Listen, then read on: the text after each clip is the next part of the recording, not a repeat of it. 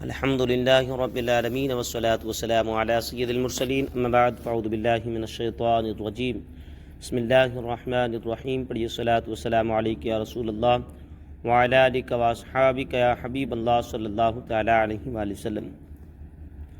اعوذ باللہ من الشیطان الرجیم بسم اللہ الرحمن الرحیم وَمِنَ النَّاسِ مَن يَشْتَرِي لَهْوَ الْحَدِيثِ لِيُضِلَّ عَن سَبِيلِ اللَّهِ بِغَيْرِ عِلْمٍ وَيَتَّخِذَهَا هُزُوًا أُولَٰئِكَ لَهُمْ عَذَابٌ مُّهِينٌ۔ اور کچھ لوگ کھیل کی باتیں خریدتے ہیں تاکہ بغیر سمجھے اللہ کی راہ سے بہکا دیں اور انہیں ہنسی مذاق بنا لیں، ان کے لیے ذلت کا عذاب ہے۔ وَمِنَ النَّاسِ، اور کچھ لوگ، شان نزول یہ آیت نضر بن حارث بن کلدہ کے بارے میں نازل ہوئی، جو کہ تجارت کے سلسلے میں دوسرے ملکوں کا سفر کیا کرتا تھا۔ اس نے عجمی لوگوں کی قصے کہانیوں پر مشتمل کتابیں خریدی ہوئی تھیں، اور وہ کہانیاں قریش کو سنا کر کہا کرتا تھا کہ محمد مصطفیٰ صلی اللہ تعالیٰ علیہ وآلہ وسلم تمہیں عاد اور سمود کے واقعات سناتے ہیں، اور میں تمہیں رستم، اسفند یار اور ایران کے شہنشاہوں کی کہانیاں سناتا ہوں۔ کچھ لوگ ان کہانیوں میں مشغول ہو گئے اور قرآن پاک سننے سے رہ گئے، تو اس پر یہ آیت نازل ہوئی اور ارشاد فرمایا گیا، کچھ لوگ کھیل کی باتیں خریدتے ہیں تاکہ جہالت کی بنا پر لوگوں کو اسلام میں داخل ہونے اور قرآن کریم سننے سے روکیں اور اللہ تعالیٰ کی آیات کا مذاق اڑائیں، ایسے لوگوں کے لیے ذلت کا عذاب ہے۔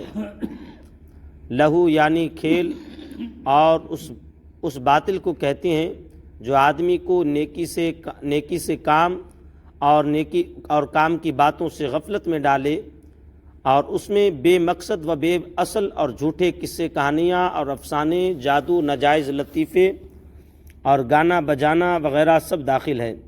اس قسم کے آلات لہو لعب کو بیچنا بھی منع ہے اور خریدنا بھی ناجائز ہے، کیونکہ یہ آیت ان خریداروں کی برائی بیان کرنے کے بارے میں ہی اتری ہے۔ اسی طرح ناجائز ناول، گندے رسالے، سنیما کے ٹکٹ، تماشے وغیرہ کے اسباب سب کی خرید و فروخت منع ہے کہ یہ تمام لہو الحدیث یعنی ان کے ذرائع ہیں۔ اس آیت سے 3 مسئلے معلوم ہوئے۔ پہلا یہ کہ قرآن مجید سننے سے اعراض کرنا اور دین اسلام سے روکنے کی خاطر بے فائدہ واقعات اور جھوٹی اور بے اصل کہانیاں اور لطیفے وغیرہ سنا کر قرآن مجید سننے سے ہٹا دینا عظیم ترین جرم ہے، اور اس جرم کا مرتکب دردناک عذاب کا حقدار ہے۔ اور 2 نمبر پر لوگوں کو گمراہ کرنے والے کا عذاب گمراہ ہونے والوں کے مقابلے میں بہت زیادہ ہے، کیونکہ یہ تمام گمراہوں کا وبال بھی اسی پر پڑے گا، کیونکہ اس کی خود کا گناہ تو جو ہے اور دوسرے جتنے لوگ گمراہ ہوئے اس کا وبال بھی اسی کے سر پر آئے گا۔ آیت نمبر 3 جو ہے اسی آیت سے علماء اکرام نے گانے بجانے کی حرمت پر استدلال کیا ہے۔ اس آیت میں لہو الحدیث سے متعلق ممتاز مفسرین کا ایک قول یہ ہے کہ اس سے مراد گانا بجانا ہے۔ اسی مناسبت سے یہاں گانے بجانے کی مذمت پر 2 احادیث ملاحظہ فرمائیں، اور حضرت عمر بن عبدالعزیز رضی اللہ تعالیٰ عنہ کا طرز عمل بھی ملاحظہ فرمائیں۔ حضرت عمران بن حسین رضی اللہ تعالیٰ عنہ سے روایت ہے، رسول کریم صلی اللہ تعالیٰ علیہ وآلہ وسلم نے ارشاد فرمایا، اس امت میں زمین میں دھنسنا، مسخ ہونا اور آسمان سے پتھر برسانا ہوگا۔ مسلمانوں میں سے ایک شخص نے عرض کی، یا رسول اللہ صلی اللہ علیہ وسلم یہ کب ہوگا؟ ارشاد فرمایا، جب گانے والیوں اور موسیقی کے آلات کا ظہور ہوگا اور شرابوں کو سر عام کیا جائے گا۔ معاذ اللہ رب العالمین۔ حضرت انس رضی اللہ تعالیٰ عنہ سے روایت ہے، رسول کریم صلی اللہ علیہ وسلم نے ارشاد فرمایا، جو شخص گانا سننے کے لیے کسی باندی کے پاس بیٹھا، باندی کہتے ہیں جو گانا گانے والیاں لونڈیاں ہوتی ہیں، ناچ کرنے والیاں، جو ایکٹرز یا جو بھی آتی ہیں، اور پھر فرمایا اس کے کانوں میں پگھلا ہوا سیسا اونڈیلا جائے گا۔ حضور علیہ السلام نے فرمایا، جو گانے سنے گا کل بروز قیامت سننے والے کے کانوں میں جو ہے پگھلا ہوا سیسا جو ہے وہ کانوں کے اندر ڈالا جائے گا۔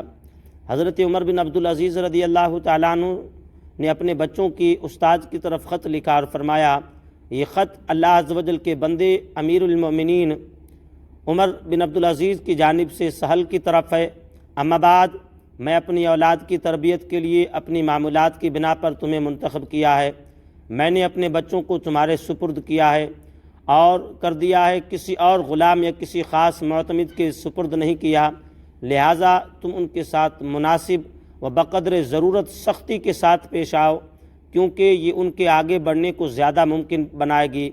عام لوگوں کی صحبت اختیار نہ کرنے دو، کیونکہ یہ غفلت پیدا کرتی ہے۔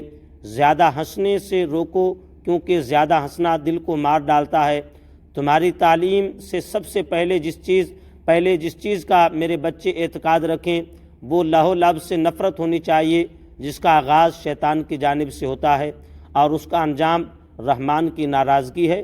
اصحاب علم میں سے سکہ لوگوں سے مجھے یہ خبر پہنچی ہے کہ لاؤ لعب کے آلات کا سننا اور ان کا جو ہے اپنے دل کی طرف جو ہے دل کا اس کی طرف مائل ہونا اسی طرح دل میں نفاق پیدا کرتا ہے جس طرح پانی گھاس اگاتا ہے۔ میری زندگی کی قسم، ان مقامات پر حاضر ہونے کو ترک کر کے اپنے آپ کو بچانا دانش مندوں کے لیے زیادہ آسان ہے بنسبت اس کے کہ وہ اپنے دل میں نفاق کو قائم رکھیں۔ جب وہ ان گانوں سے جدا ہوتا ہے تو اسے یقین نہیں ہوتا کہ اس کے کانوں نے جو سنا ہے وہ اس سے فائدہ بھی حاصل کر سکتا ہے۔ ان بچوں میں سے ہر ایک کو قرآن حکیم کے ایک حصے سے سبق شروع کرواؤ، وہ اس کی قرات میں خوب مضبوط ہوں۔ فتاوی رضویہ کی جلد نمبر 24 کے اندر امام اہل سنت نے گانے سننے اور سنانے سے متعلق انتہائی تحقیقی کلام فرمایا ہے۔ یہاں اس کلام کا خلاصہ درج ذیل ہے۔ مزامیر یعنی لاؤ لعب کی آلات لاؤ لعب کے طور پر سننا، گانا بجانا بلا شبہ حرام ہیں۔ ان کی حرمت اولیاء اور علماء دونوں کی کلمات عالیہ میں واضح ہے۔ ان کے سننے سنانے کے گناہوں ہونے میں شک نہیں کہ اصرار کے بعد گناہ کبیرہ ہے۔ مزامیر کے بغیر محض سننے کی چند صورتیں یہ ہیں: گانے بجانے کا پیشہ کرنے والی عورتوں یا بدکار عورتوں اور محل فتنہ امردوں کا گانا، یہ اس کی اجازت نہیں۔ جو چیز گائی جائے وہ معصیت پر مشتمل ہو، مثلاً فحش یا جھوٹ یا کسی مسلمان یا ذمہ کافر کی مذمت یا شراب اور زنا وغیرہ، فاسقانہ کاموں کی ترغیب یا کسی زندہ عورت خواہ امرد کے حسن کی یقینی طور پر تعریف یا کسی معین عورت کا اگرچہ مردہ ہو ایسا ذکر جس سے اس کے قریبی رشتہ داروں کو حیا اور عار آئے، یہ سب بھی جائز نہیں۔ لو لعب کے طور پر سنا جائے اگرچہ اس میں کسی مذموم چیز کا ذکر نہ ہو، یہ بھی جائز نہیں۔ یہ تینوں صورتیں ممنوع ہیں، اور ایسا ہی گانا لہو الحدیث ہے۔